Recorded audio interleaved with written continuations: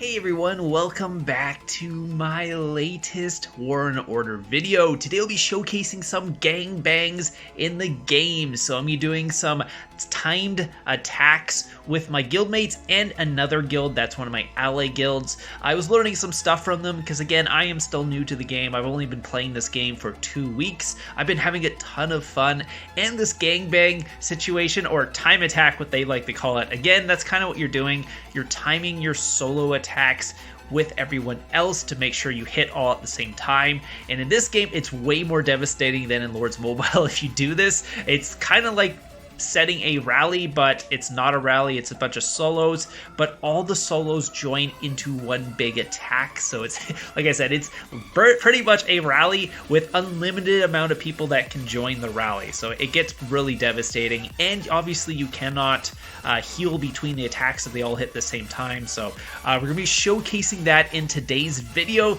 So again, we have about 5 people in the first time attack. You can do up to like 40 plus people, because you can have I think pretty much as many people in the guild hitting the person at the same time, if for whatever reason you have that many people actually online and hitting them. So if you have a 50-person guild, you could have 50 people gangbanging them.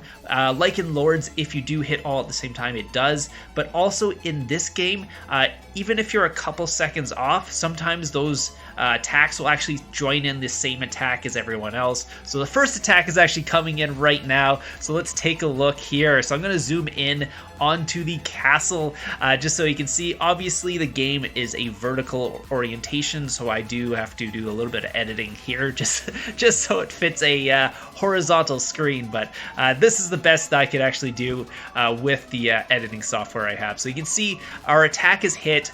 The armies actually run out to the outside. You can actually see the attack happening. So this is the live attack, by the way. So our army is obviously in red, theirs in blue. We took out their whole army there.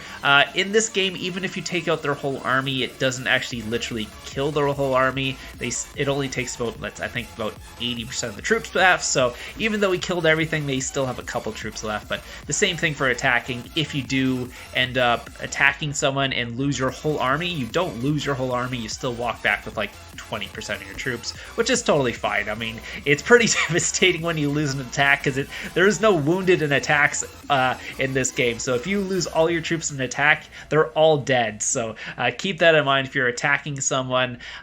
Don't lose an attack, because it does hurt a lot. I've had some people actually hit my castle because I was doing a little bit of trapping with my castle, making some fake rallies. So when they scout me, I don't have any troops, and they send in a march, and I pull all my troops back, and yeah, they lose like 80% of their march. It's pretty bad.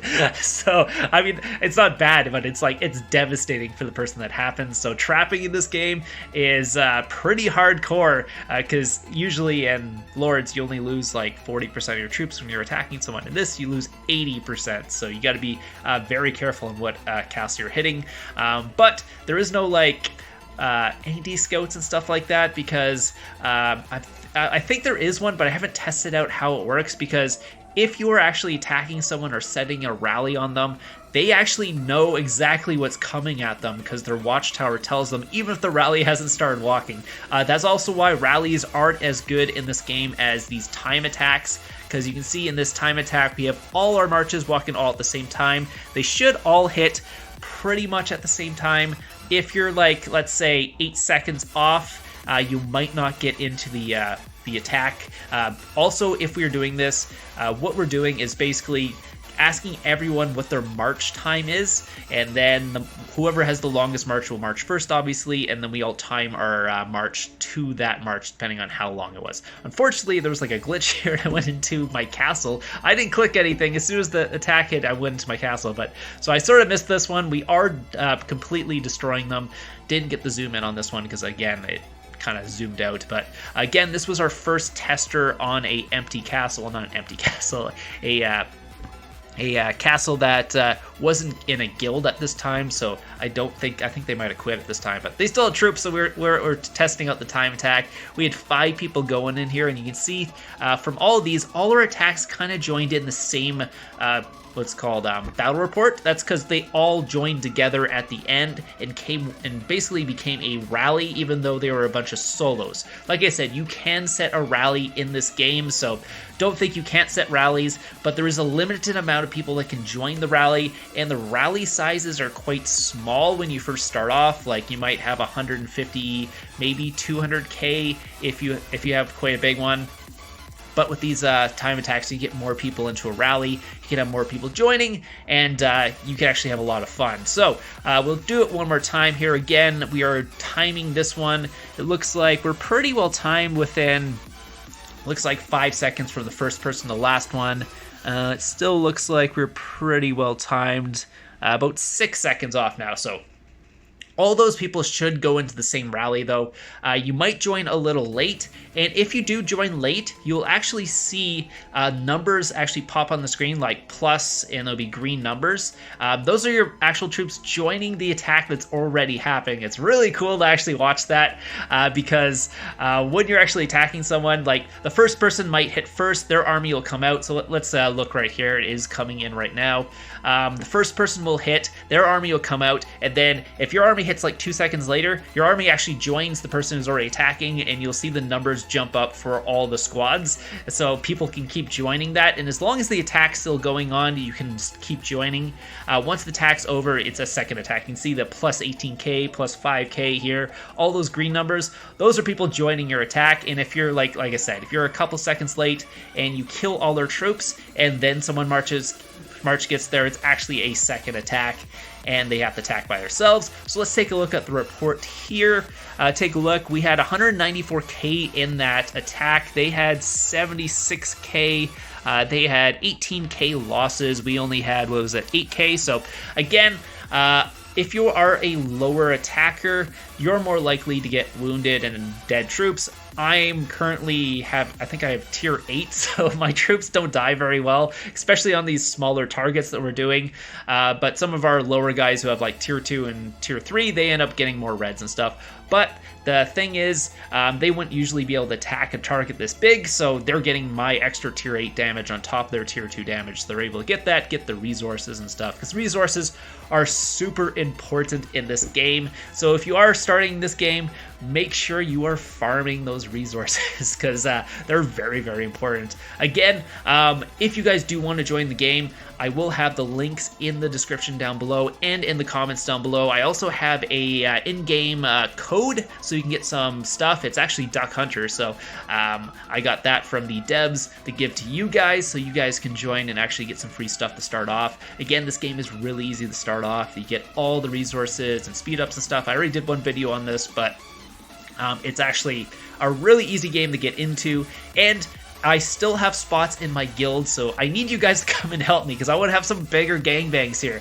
Like we got like 5 or 6 really active people all the time, but I want like 10 or 20 so we can just destroy people. Again, some of these castles are small right now, but there are some big castles out there, and I want to go fight those guys and do some gangbangs on them, or time attacks is what they call it in this game. So I'm getting the lingo mixed up between the two games. Anyways, we're going in with another attack right now. It looks like we're going on Selzarin. He is right next to our base, so it was an easier one the time. It was much slower, or shorter march time, so it was less time for them to react. Again, if you're going to be doing this from a long way against a big guild, you might want to speed up your marches and try and time them that way. Otherwise, people can get reinforcements and stuff. So you can see actually someone attacked after our marches hit. So again, his march didn't quite get with ours, our first march, so he has to attack by himself. So he doesn't have quite as much damage because he doesn't have my extra troops, because again, I am the biggest castle in our guild right now. I'm the highest might and highest castle level, so I have the highest tier troops currently. So you can see our resources, what we all got, what I got. Again, I am sending the biggest march because I have the most troops, so I'm also getting the most kills at the same time, but everyone else is getting resources, and they're able to hit these castles and get resources And again, they couldn't do it without without someone, because they can't hit them by themselves, or they're too strong. So these are just a great way to get everyone in the guild involved in an attack. And again, you don't need to be a rally lead in this game, because you can join in these gangbangs and stuff like that to join other people. It's kind of like having a rally leader in with you, but and you are the fillers sort of thing, but you're not actually a filler. You're using your actual march. You get your own stats when you hit the person, so you do have to get your stats up. So you can see we are timing our attacks in the chat. We'll put our march time in. Whoever is the longest march time will go first. Then we all look at our march times and join as that is going on. So it's a great way to actually get people in your guild to actually work together and all that. It's a lot of fun. I need active people, so come join me. Anyways, so we're going to go on this guy again. So we're coming in. I think Bjorn was lagging a little bit on this one, unfortunately. So his time is off, so he's not going to hit at the same time as us, unfortunately. So he either has to speed it up, or I'm not sure if he was too slow or too fast. I can't remember this one, but I think he might hit after us. So our march is coming in right now, zooming in on them right now. On Fenor from MIF, he did not get any reinforcements. He was not in his guild's hive, so keep in mind you want to be in your guild's hive if you want to get reinforcements in this game, because teleports are expensive. There's guild teleports, but they're only in your guild area, so you do want to be in your guild area so you can actually move around in that area. Anyways, you can see we are all together with our attacks. Wiped it out pretty easily, because again, we had, what was it, 195,000. He only had 29,000 troops. Again, in this game, you're not going to see people with like 50 million troops. It's a different type of game than Lords, so these like 29k, 100k marches are big marches for this kingdom, so keep that in mind. You're not going to see a 2 million rally for quite a while. I don't think until like later, way later, will you see marches that big, because I don't even think people's march caps are that big. So anyways, I think we're going to go one more here. Or is this, I think, or maybe two more. So it looks like Bjorn and Just a Bot are going in first. Again, they had their march times are pretty much similar, so they went at the same time, and I'm trying to time mine at the same time. Looks like I split the difference, so I'm right in between them. I probably should go first since I have the biggest attack, but I don't want to get too far ahead of them so they don't join me, because if I hit them and then they hit after, they might be in trouble without the extra damage from my troops. So I got to make sure I'm actually with everyone and at least hitting in the first attack. So it looks like everyone is timed except for Snake, who is 3 minutes off. He didn't quite get the memo on this one, I think, or he was late to the party, so he wanted to join in, but unfortunately he sent his march like a minute too late. So at this point, he could join us. He would just have to speed it up. So we're gonna zoom in on, I don't even know how to start saying that name, but we're going in. We are red again. He is blue. He has a little bit more troops this time, so it is taking a little bit more time to take out his troops. He has quite a bit of infantry, and you can see the front squad is actually pretty tanky. The infantry in this game are the tanks. Range can actually do extra damage against infantry. I know it's hard to get your head around it if you're coming from Lords, but that is actually one of the things. So taking a look at the report, we had 192,000. Oh, wait, what's going on? That was the wrong report. So never mind. I actually maybe switched those around, but anyways, doesn't matter. This was the attack. Oops, I put it in the wrong area, but it's fine. So this was the attack that it was supposed to be in the other one. I guess I kind of got confused when I was putting the editing together, but you get the picture. So we are going to be attacking this guy now. The other guy we hit didn't have quite as many troops. This guy is the bigger one here. So unfortunately, I think I moved them around. But anyways, you get the picture there. So we'll take a look at the report after we hit here. It should be coming up pretty soon. You can see this is the zoomed out version of that.